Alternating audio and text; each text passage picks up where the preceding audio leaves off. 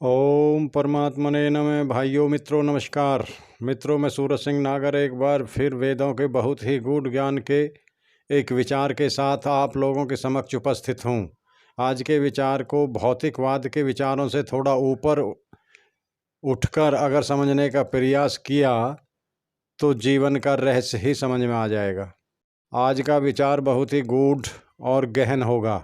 आज हम बताने का प्रयास करेंगे कि प्रकृति किसे कहते हैं और प्रकृति के किस गुण की प्रबलता व प्रधानता के कारण व्यक्ति को किस फल की प्राप्ति होती है और पुनर्जन्म में किस कर्म से किस योनि को प्राप्त करता है।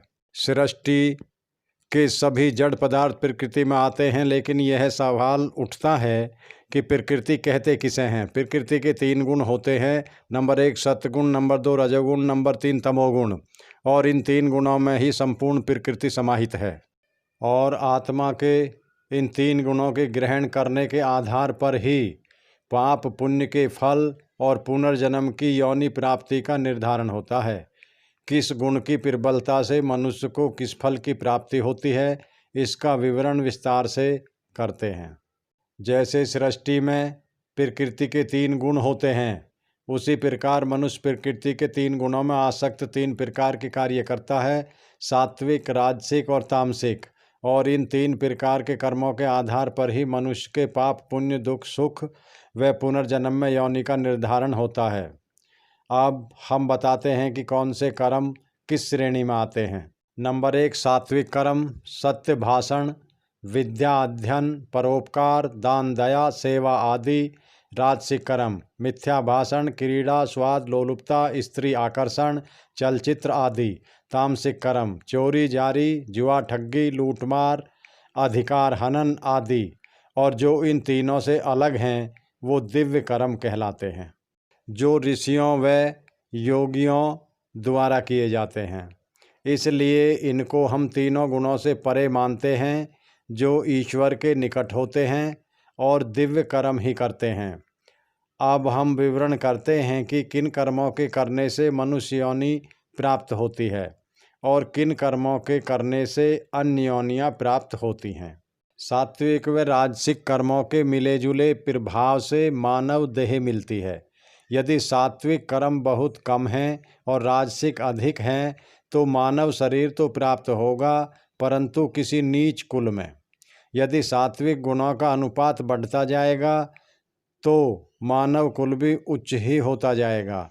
लेकिन जिसने अत्यधिक सात्विक कर्म किए होंगे वो विद्वान मनुष्य के घर में ही जन्म लेगा। लेकिन किन कर्मों के करने से आत्मा जीव जंतुओं के शरीर को प्राप्त होता है? तामसिक और राजसिक कर्मों के फल स्वरूप आत्मा को जानवर का शरीर प्राप्त होता है। जितना सात्विक तामसिक कर्म अधिक किए होंगे उतनी ही नीच योनि उस आत्मा को प्राप्त होती चली जाती है।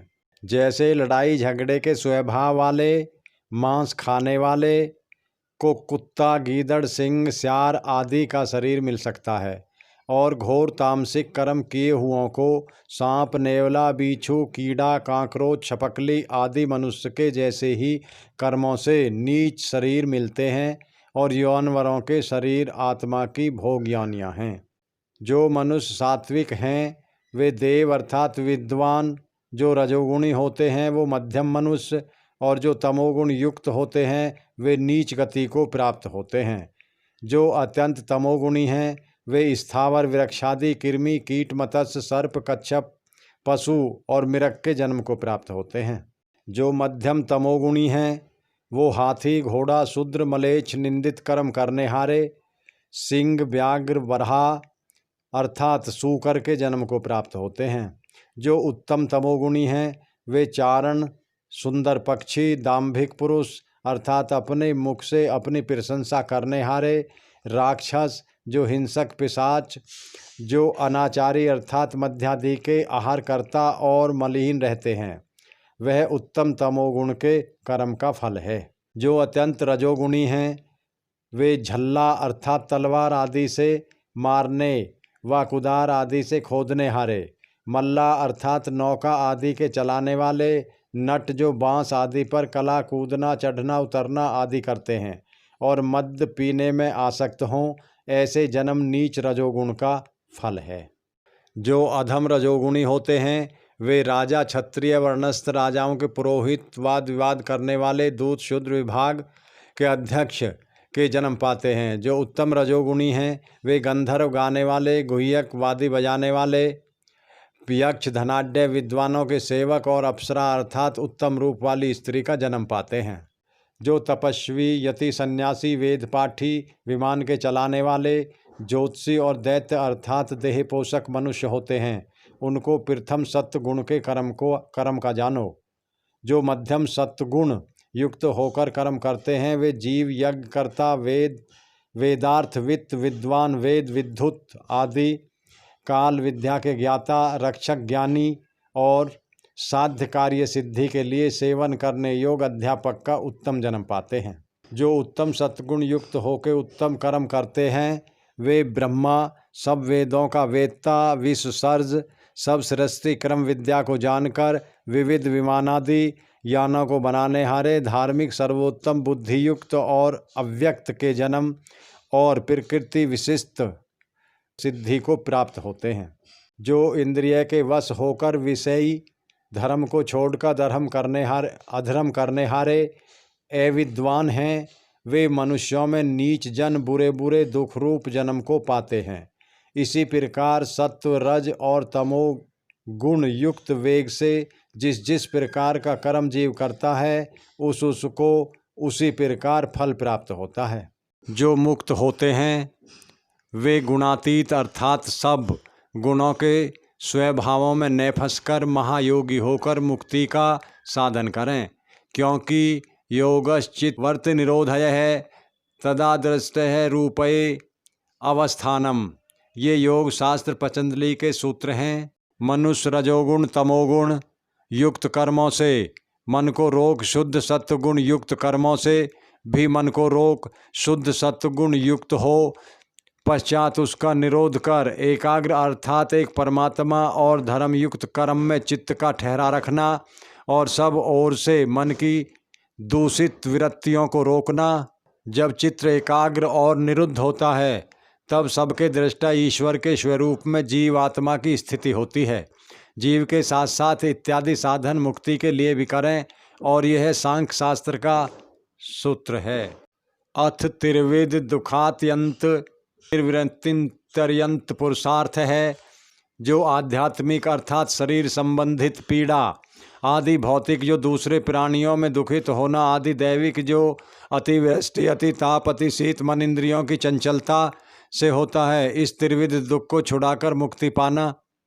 अब हम मन, वाणी व कर्म से होने वाले पापों का क्या फल होता है और इन कर्मों से आत्मा को कौन से शरीर प्राप्त होते हैं उसे आपके सामने रखने का प्रयास करते हैं। अर्थात मनुष्य इस प्रकार अपने श्रेष्ठ, मध्य और निकृष्ट स्वभाव की जानकार उत्तम स्वभाव का ग्रहण, मध्य और निकृष्ट का त्याग करे और यह भी निश्चय जाने कि यह जीव मन से जिस शुभ व अशुभ कर्म को करता है उसको मन, वाणी से किए को वाणी और शरीर से किए को शरीर से अर्थात सुख दुख को भोगता है। जो नर शरीर से चोरी, परिस्त्री गमन, श्रेष्ठों को मारने आदि दुष्ट कर्म करता है उसको विरक्षादि स्थावर का जन्म मिलता है। वाणी से किए पाप कर्मों से पक्षी और मृगादि तथा मन से किए दुष्ट कर्मों से चांडाल आदि का शरीर मिलता है। जो गुण इन जीवों के देह में अधिकता से वरतता है वह गुण उस जीव को अपने से दृश्य कर लेता है। जब आत्मा में ज्ञान हो तब सत्य, जब अज्ञान रहे तब तम और जब राग द्वेष में आत्मा लगे तब रजोगुण डालना चाहिए। ये तीन प्रकृति के गुण सब संसारस्थ पदार्थों में व्यापक होकर रहते हैं। इन गुणों को इस प्रकार जानना चाहिए कि अब आत्मा में प्रसन्नता हो, शुद्ध भान युक्त वर्ते, तब समझना चाहिए कि सत्वगुण प्रधान है और रजोगुण तमोगुण अप्रधान। जब आत्मा और मन दुख संयुक्त प्रसन्नता रहित विषम में इधर उधर गमन आगमन में लगे तब समझना कि रजोगुण प्रधान है, सतोगुण और तमोगुण अप्रधान है। जब मोह अर्थात सांसारिक पदार्थों में फंसा हुआ आत्मा और मन हो, जब आत्मा और मन में कुछ विवेक न रहे, विषयों में आसक्त तर्क वितर्क जानने के योग न हो, तब निश्चय समझना चाहिए कि इस समय मुझ में तमोगुण प्रधान और सत्वगुण तथा रजोगुण अप्रधान है। अब हम जो इन तीनों गुणों का उत्तम, मध्यम और निकृष्ट फल होता है उसको विस्तार से आपके समक्ष रखते हैं। जो वेदों का अभ्यास, धर्मानुष्ठान, ज्ञान की वृद्धि, पवित्रता की इच्छा, इंद्रियों का निग्रह, धर्म क्रिया और आत्मा का चिंतन होता है, यही सत्वगुण का लक्षण है। जब रजोगुण का उदय, सत्वगुण और तमोगुण का अंतर्भाव होता है, तब आरंभ में रुचिता, धैर्य, त्याग, असत कर्मों का ग्रहण, निरंतर विषयों की सेवा में प्रीति होती है। तब समझना चाहिए कि रजोगुण प्रधानता से मेरे अंदर दौड़ रहा है। जब तमोगुण का उदय और रजोगुण व सत्वगुण का अंतर्भाव होता है, तब अत्यंत लोभ अर्थात सब पापों का मूल बढ़ता है। अत्यंत आलस्य और निंद्रा, धैर्य का नाश, क्रूरता का होना, नास्तिक अर्थात वेद और ईश्वर में श्रद्धा का न होना, भिन्न भिन्न अंतःकरण की वृत्ति और एकाग्रता का अभाव, जिस किसी से याचना अर्थात मांगना, प्रमाद अर्थात मद्यपानादि दुष्ट व्यसनों में फंसना होवे, तब समझना कि तमोगुण मन पर हावी है। यह सब तमोगुण का लक्षण विद्वान को जानने योग्य चाहिए तथा जब अपना आत्मा जिस कर्म को करके या करता हुआ या करने की इच्छा से लज्जा, शंका और भय को प्राप्त होवे, तब जानो कि मुझ में प्रबुद्ध तमोगुण दौड़ रहा है। जिस कर्म से इस लोक में जीव आत्मा पुष्कल प्रसिद्धि चाहता है, दरिद्रता होने से भी चारण भाट आदि को दान देना नहीं छोड़ता, तब समझना कि मुझ में रजोगुण प्रबल है।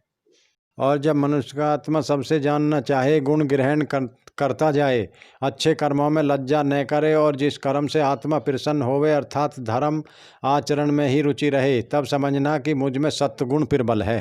तमोगुण का लक्षण काम, रजोगुण का लक्षण अर्थ संग्रह की इच्छा और सत्वगुण का लक्षण धर्म सेवा करना है।